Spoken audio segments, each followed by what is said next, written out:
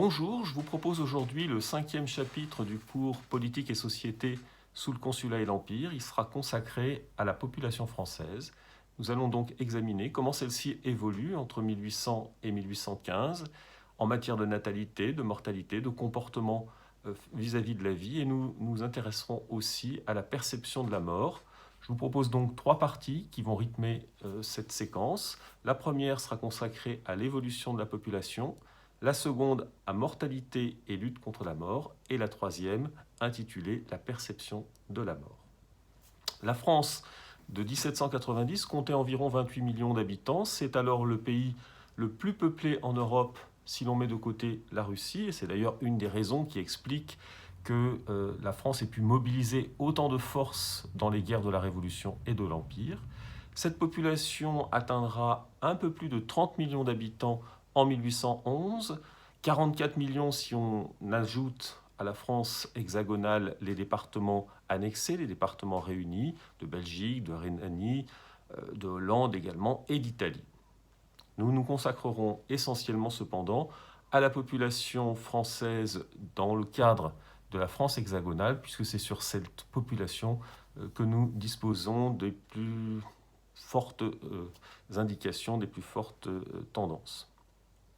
Je commence donc par évoquer l'évolution de la population, et dans un premier point, je voudrais revenir sur le dénombrement de la population. Depuis à peu près le XVIIe siècle, l'État français a pris l'habitude de compter les Français, ne serait-ce que pour des raisons fiscales. Napoléon Bonaparte ne déroge pas à la règle, et dès les débuts du consulat, le ministre de l'Intérieur, qui est son propre frère, Lucien Bonaparte, va mettre en place un bureau de la statistique avec l'ambition de dénombrer les Français.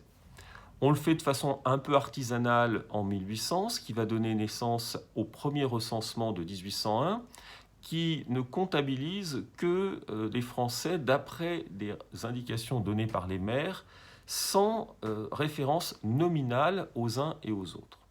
Et puis, la technique s'affine, et en 1806, on procède à un recensement qui est un recensement nominal, c'est-à-dire que l'on note sur des registres les noms de tous les habitants d'une commune au 1er janvier, qu'ils soient présents ou non, ce qui permet d'avoir une vision assez exacte, presque exacte, de l'état de la population.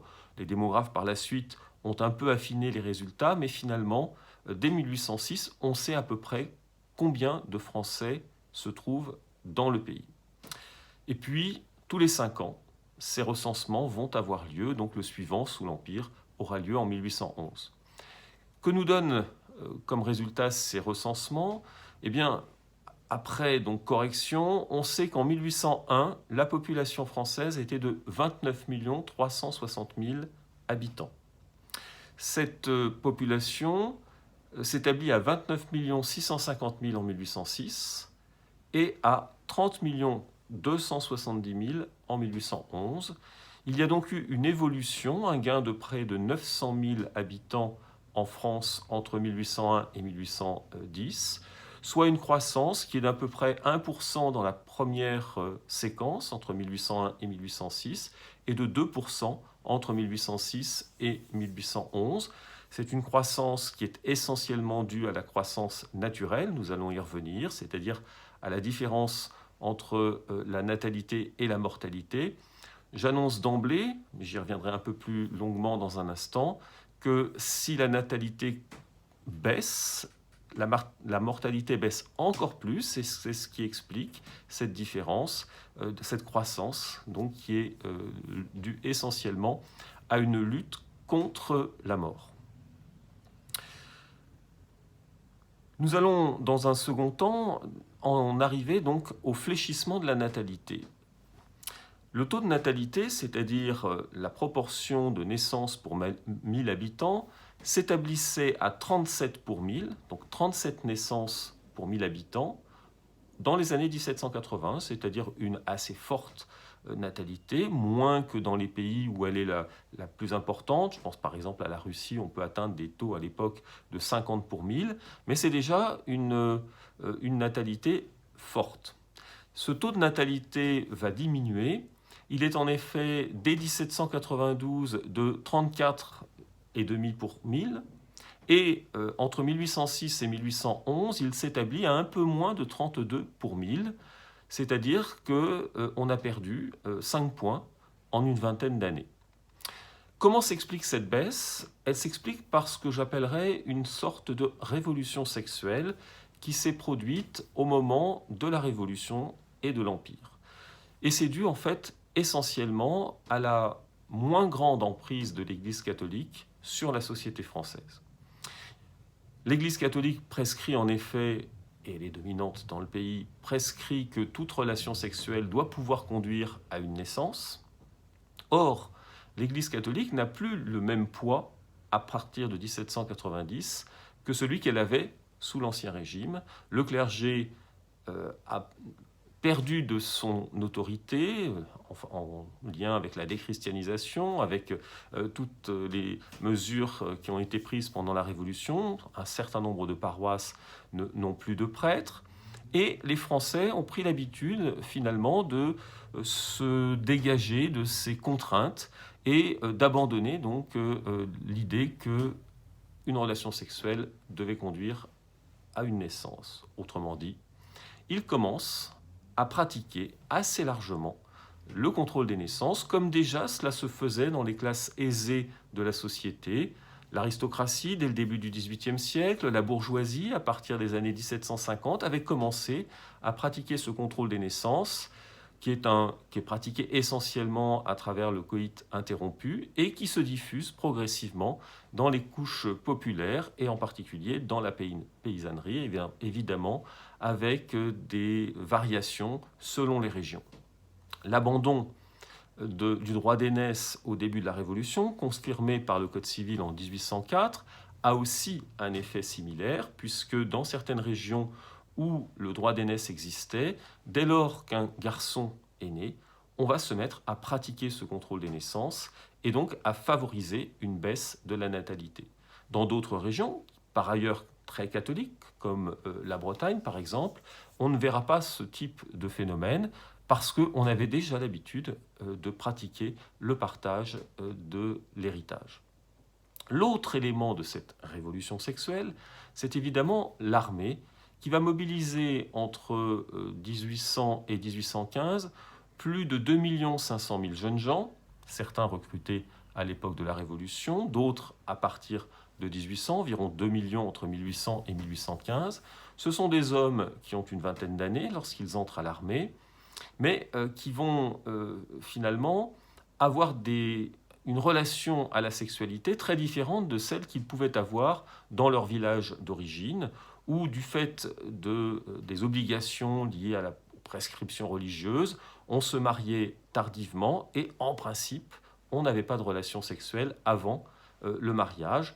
Il en est très différemment lorsque l'on est à l'armée. Et de l'armée, ces jeunes gens vont aussi rapporter des pratiques sexuelles, en particulier la pratique du contrôle des naissances, par leur recours notamment aux préservatifs qu'ils ont pu utiliser auprès de prostituées.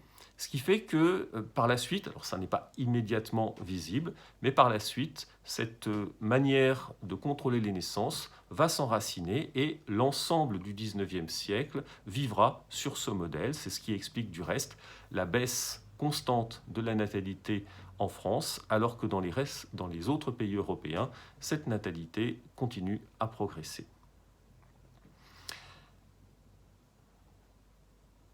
J'en viens, dans un troisième point, à l'évocation de mariage et divorce. Il faut ici revenir sur la législation de la Révolution française, qui en 1792 a laïcisé le mariage. Désormais, on peut se marier de manière civile devant un officier d'état civil sans être obligé de passer par l'Église. À la même période, en septembre 1792, la Révolution a aussi instauré le divorce. Un divorce qui est alors assez commode à obtenir par consentement mutuel. Et puis, un peu plus tard, on va même pouvoir divorcer dès lors que le couple est séparé depuis au moins 5 ans.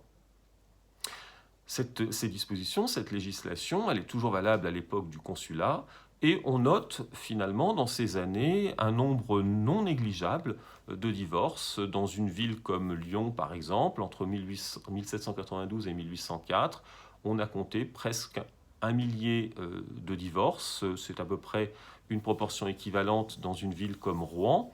On divorce aussi à la campagne, même si on le fait dans des proportions plus faibles. En 1804, le législateur, à travers le Code civil, maintient le divorce, mais rend les conditions du divorce beaucoup plus drastiques, puisque si le consentement mutuel existe toujours, c'est très difficile de divorcer dans ce cadre-là, puisqu'il faut être marié depuis au moins 3 ans, depuis moins de 20 ans, ce qui est une façon de protéger les femmes, en particulier âgées. Il faut le consentement des parents, parce qu'ils sont encore en vie, et il est interdit de se remarier avant 3 ans, pour éviter que le divorce ne soit un moyen de se remarier précisément. On peut aussi divorcer pour faute, mais si l'on veut divorcer pour faute, il faut essentiellement prouver l'adultère de son conjoint. La femme doit prouver que l'adultère de son mari a été commis au domicile conjugal, puisque c'est une façon d'éviter le désordre dans les familles, un ménage à trois en quelque sorte, que le législateur réprouve. Quant au mari, il lui suffit de prouver que l'adultère commis par la femme l'a été en tout lieu. La raison étant que, en cas d'adultère commis par la femme, la naissance d'un enfant pourrait conduire à ajouter un héritier supplémentaire à ceux qui pourraient bénéficier de l'héritage familial. Bref, les mariages vont augmenter sous l'Empire.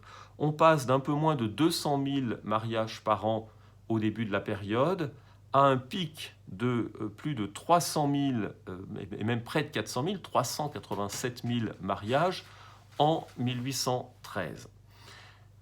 Cette progression peut paraître tout à fait étonnante. Évidemment, il y a un lien avec l'augmentation de la population, mais surtout, la raison principale, et on a déjà vu un pic en 1809, la raison principale de l'augmentation du nombre des mariages est liée au fait que les jeunes gens célibataires recrutés par l'armée, s'ils se marient, échappent au service militaire.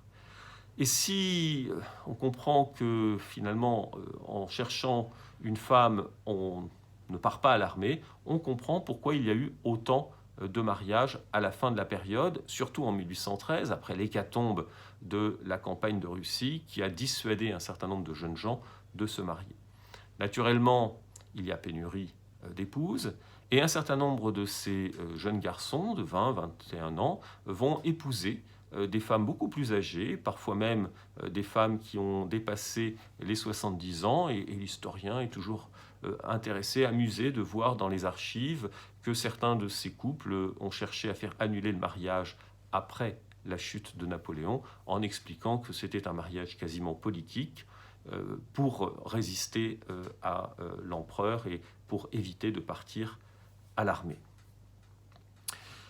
Nous en venons dans une deuxième partie de ce 5e chapitre, donc, à mortalité et lutte contre la mort. Je commencerai par quelques chiffres.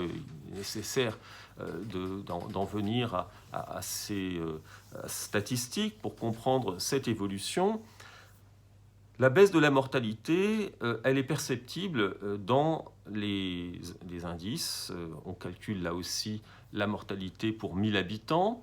Ce taux de mortalité s'établissait à 31,5% en 1792. Vous vous souvenez que le taux de natalité était de 34,5%, c'est-à-dire qu'il y a une croissance naturelle à ce moment-là de 3%. Ce taux de mortalité va baisser à 26,3% en 1811. C'est-à-dire qu'il y a eu une chute assez nette de la mortalité entre les débuts de la Révolution et la fin de l'Empire. Ce qui peut paraître paradoxal quand on sait que dans le même temps, près d'1 500 000 Français sont morts en lien avec les guerres, en particulier guerre extérieure, mais aussi guerre civile.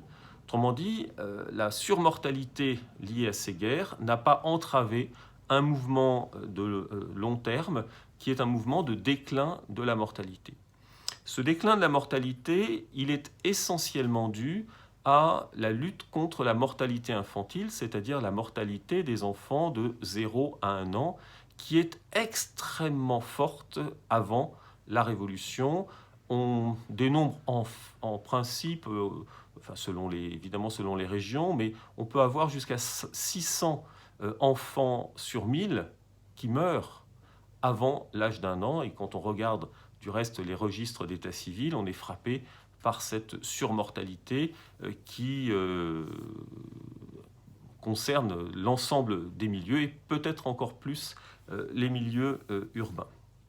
L'attention portée aux jeunes enfants, le fait qu'on ait mis davantage l'accent sur l'accouchement avec le développement des sages-femmes, par exemple, la prise en compte du problème des nourrices qui souvent conduisait à ce type de mortalité, la vaccination également contre la variole qui faisait des ravages chez les plus jeunes. Et à partir de 1800, l'État a pris en charge cette vaccination et a encouragé à la vaccination des enfants.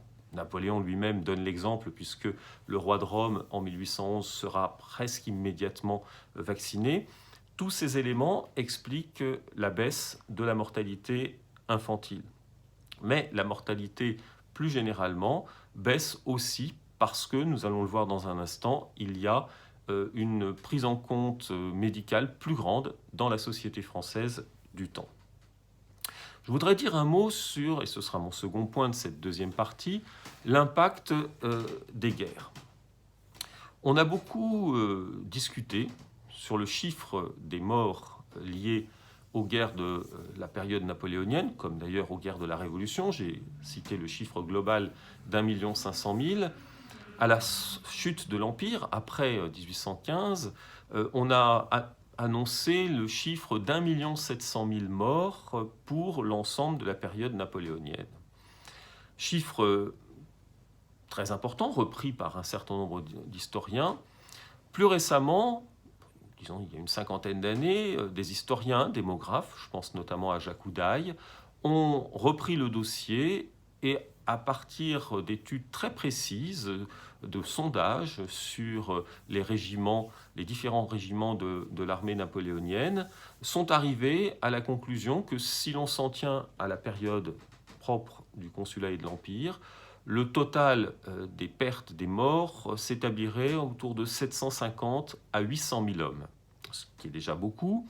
Sur 15 ans, c'est tout de même nettement moins que les morts, par exemple, de la Première Guerre mondiale, 1 500 000 en 4 ans, mais cela reste une proportion très forte.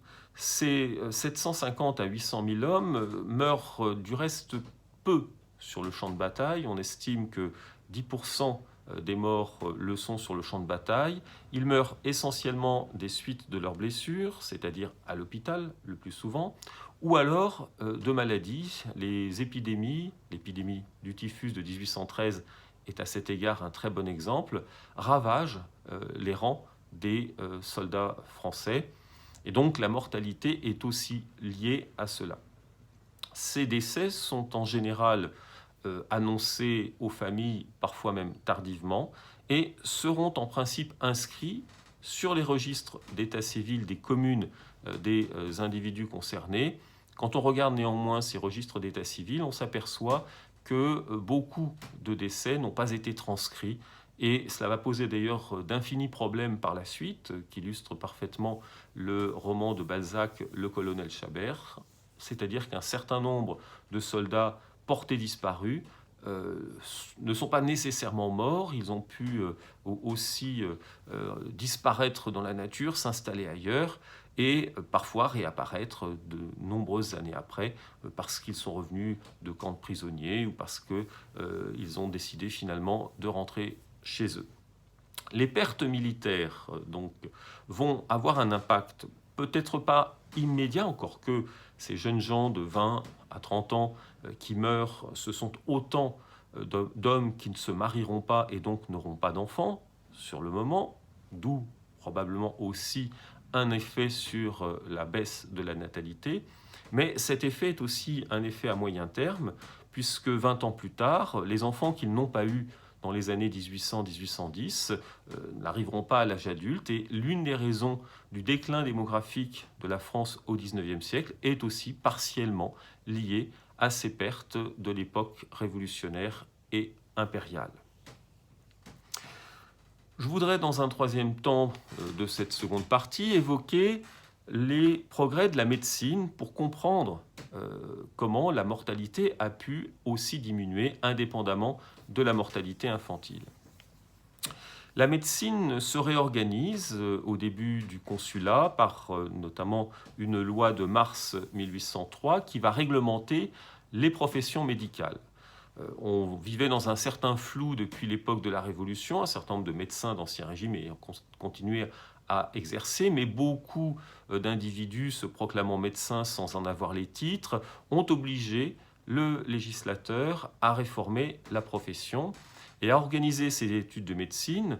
Dès 1802, on a réorganisé, on a restructuré des écoles de médecine dans plusieurs villes de France, Paris, Montpellier notamment, qui en 1808 se transformeront en facultés de médecine. Ces facultés, ces écoles auparavant, forment deux catégories de praticiens. Les médecins à proprement parler, qui passent un doctorat, mais ils représentent une minorité au sein de la profession médicale. Ils doivent effectuer des études de 4 ans, sanctionnées par un doctorat. Ils s'en délivrent à peu près 250 par an, ce qui est assez faible. Un doctorat qui leur permet d'exercer leur métier partout sur le territoire français. Et puis, il y a une seconde catégorie de praticiens qui sont des officiers de santé. Les officiers de santé font également des études de médecine, mais plus courtes, 3 ans seulement. Et au terme de ces études, ils ont la possibilité d'exercer, mais uniquement dans leur département. L'exemple le plus connu, il ne date pas de la période napoléonienne, mais c'est un exemple littéraire très célèbre, c'est celui de Charles Bovary, le mari d'Emma, l'un des anti-héros, si l'on peut dire, du roman éponyme de Flaubert, qui est officier de santé, et on sait avec quelle dextérité il opère au cours du roman. Au total, si l'on considère l'ensemble de la profession, les médecins représentent à peu près 20% du total, il y a 15 000 médecins et officiers de santé en France dans les années 1800-1810. Pour une population de 30 millions d'habitants, cela représente un médecin pour 2000 habitants. À titre de comparaison, aujourd'hui, on est sur une proportion d'un médecin pour 300 habitants. Vous voyez que la médicalisation, même si elle se renforce, est encore assez en retard par rapport à ce qu'on connaîtra par la suite, mais c'est un progrès par rapport au XVIIIe siècle, et c'est ce qui explique aussi qu'il y ait davantage de prise en charge des maladies, que l'on lutte davantage contre ces maladies. Alors ces maladies, il y a bien sûr les maladies traditionnelles, les épidémies, on ne peut pas ne pas y penser aujourd'hui. La peste a été éradiquée en Europe, la dernière grande peste qui a ravagé la France date de 1720. On a pris des précautions depuis, en particulier en instaurant des quarantaines pour tous les Français, enfin les voyageurs qui arrivent d'Orient. On a organisé donc des lazarets pour cela.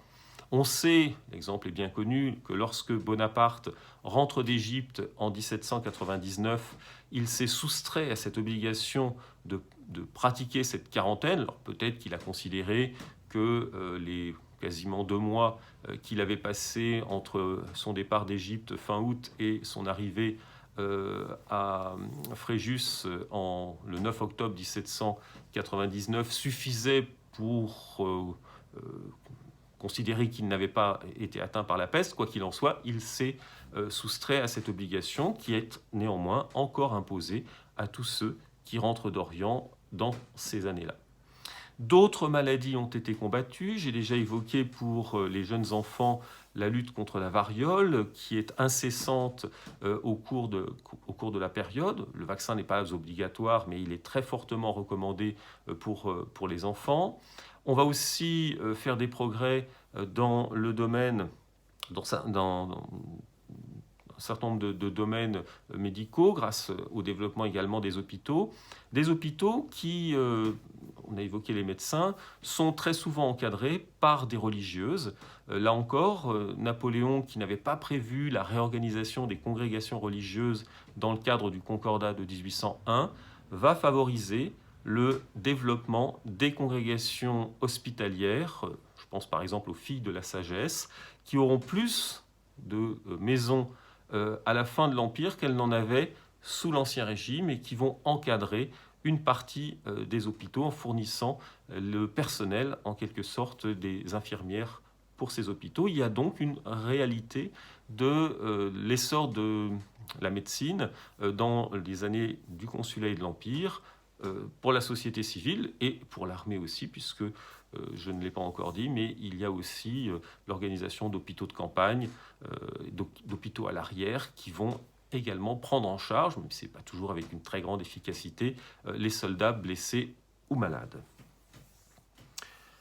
J'en viens dans une troisième partie à la perception de la mort. Donc nous allons changer un peu de registre, quitter le domaine des statistiques pour voir comment la mort est organisée à l'époque du Consulat et de l'Empire, dans le prolongement, évidemment, dans l'héritage de ce qui se faisait précédemment, mais avec des inflexions, des modifications qui sont utiles à rappeler. Mon premier point portera sur l'héroïsation de la mort.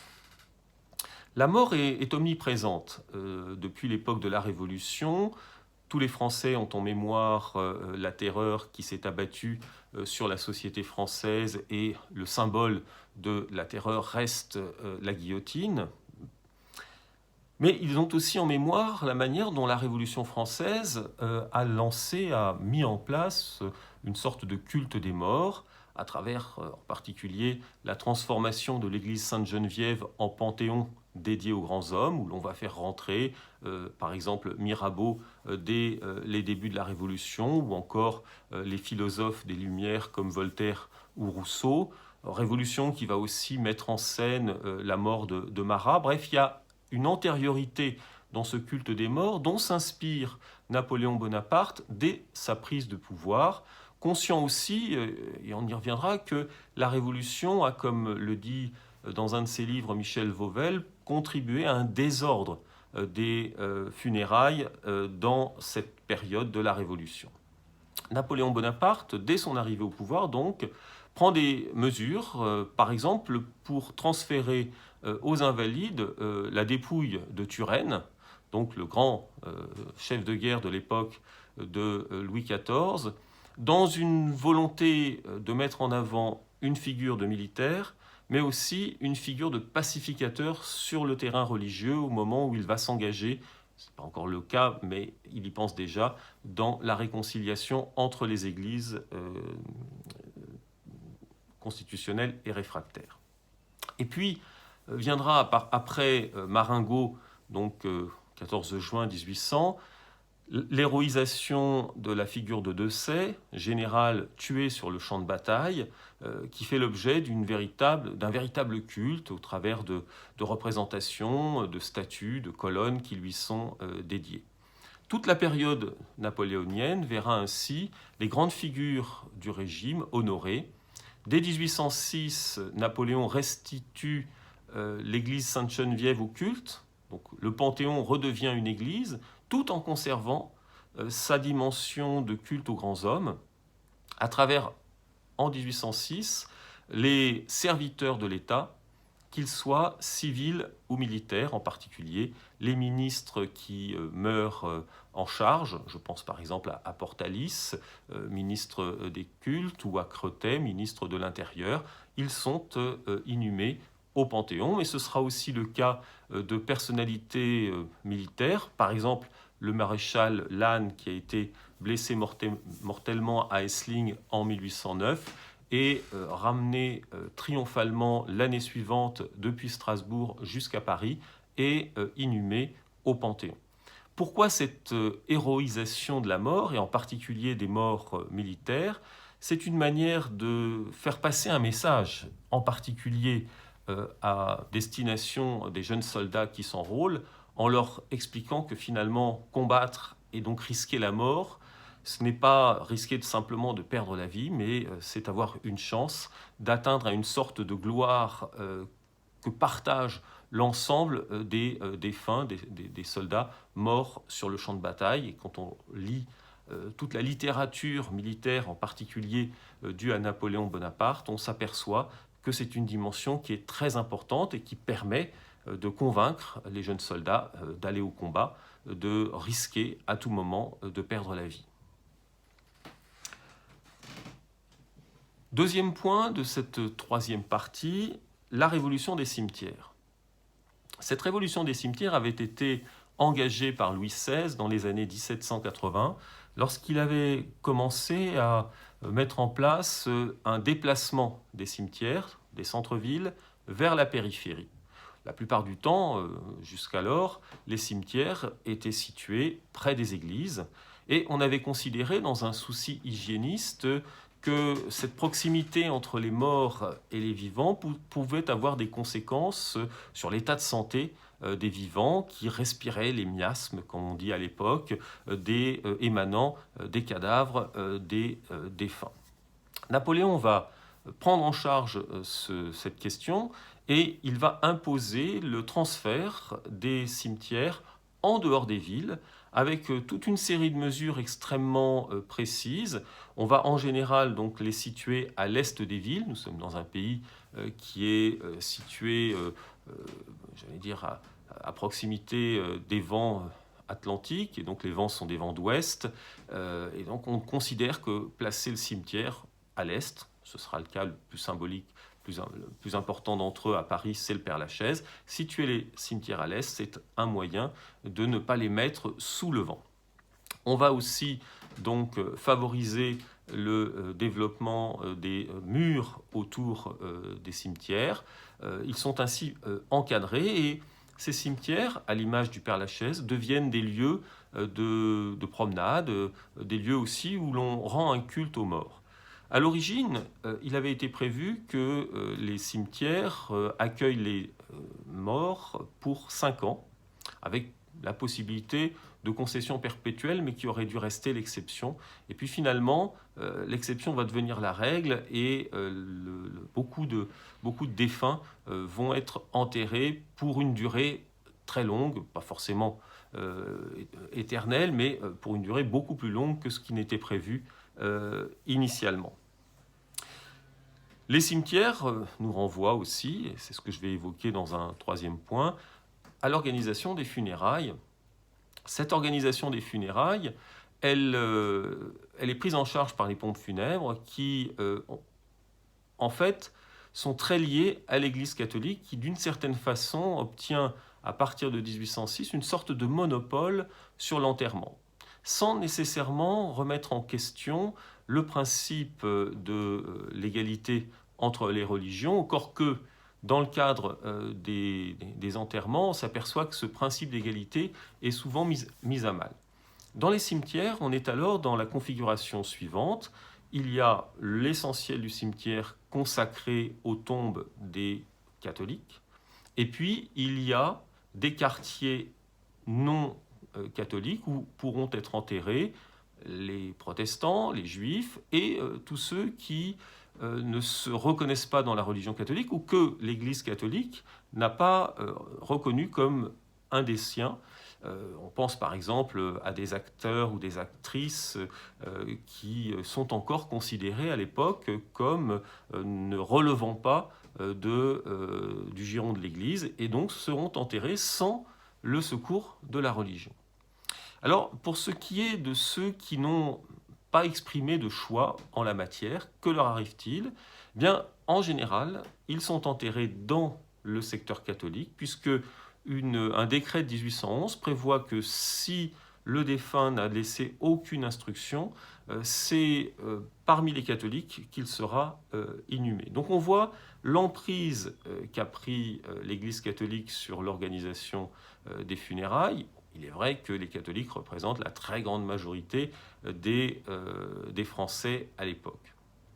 Au sein du catholicisme, on voit renaître du reste des associations qui étaient très florissantes sous l'Ancien Régime, qui avaient quasiment disparu à l'époque de la Révolution. Ce sont les confréries de pénitents, qu'on désigne en Normandie sous le nom de charité. Elles renaissent un peu partout, en tout cas dans le sud-ouest de la France, pour les pénitents en Normandie, non sans difficulté d'ailleurs, parce que ces confréries, donc, qui sont composées de laïcs, généralement très autonomes par rapport au clergé, avec leur chapelle propre, ces confréries se heurtent souvent à l'autorité des évêques qui voient d'un assez mauvais œil se reconstituer, sauf exception, ces confréries donc, qui échappent en quelque sorte à la tutelle de l'Église. Mais ces confréries jouent un rôle important dans les sociétés villageoises parce qu'elles sont aussi des sociétés d'entraide.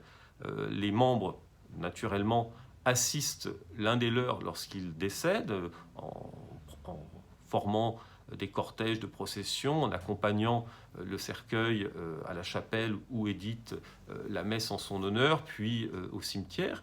Mais ces associations ont aussi un rôle d'entraide à l'égard des familles, puisque un certain nombre, ils cotisent pour qu'une aide soit apportée aux familles des plus démunis qui décèdent donc parmi leurs membres. Donc ces confréries, elles ont à nouveau joué un rôle important. On sait qu'elles ont aujourd'hui quasiment disparu du territoire national. On en retrouve encore en Corse, mais elles sont encore très actives dans des pays méditerranéens comme le sud de l'Italie ou l'Espagne par exemple, et permettent de comprendre comment une société, notamment rurale, se réunissait, se solidarisait autour de ces morts encore au XIXe siècle. Pour conclure, on peut donc dire que la société française est une société qui évolue pendant les années de la Révolution et de l'Empire. J'ai parlé de révolution sexuelle en termes de pratiques conduisant donc à un fléchissement des naissances. C'est un processus, c'est un phénomène qui n'est pas simplement concentré dans la période de la Révolution et de l'Empire, mais qu'on verra se prolonger. Les habitudes se prennent. Malgré le retour en force du clergé après le Concordat de 1801, la société française s'est habituée à ne pas forcément suivre les prescriptions de l'Église. Et c'est une constatation que l'on fera tout au long du XIXe siècle et qui obligera du reste l'Église catholique à modifier son approche de la morale sexuelle en étant plus souple, notamment à l'égard des femmes lorsque celles-ci viennent en confession. L'autre élément que je voudrais mettre en avant, c'est évidemment ce qui a trait à la baisse de la mortalité par le biais donc d'une plus grande médicalisation de la société, et ce, malgré l'impact des guerres napoléoniennes qui est fort, hein, je l'ai dit, près de 750 à 800 000 morts, mais cela n'a pas entravé un mouvement qui est lui aussi un mouvement à plus long terme de baisse de la mortalité. Enfin, je ne l'ai pas évoqué, il faut rappeler que la France est un pays qui attire quelques étrangers, mais dans une proportion qui reste modeste. L'essentiel de la croissance démographique à l'époque napoléonienne, comme du reste au cours du XIXe siècle, est lié à la croissance naturelle, c'est-à-dire à la différence entre le taux de mortalité et le taux de natalité. Après ces vues générales sur la population française, nous évoquerons la fois prochaine le monde rural, qui est l'une des composantes majeures de cette société à l'époque qui nous intéresse.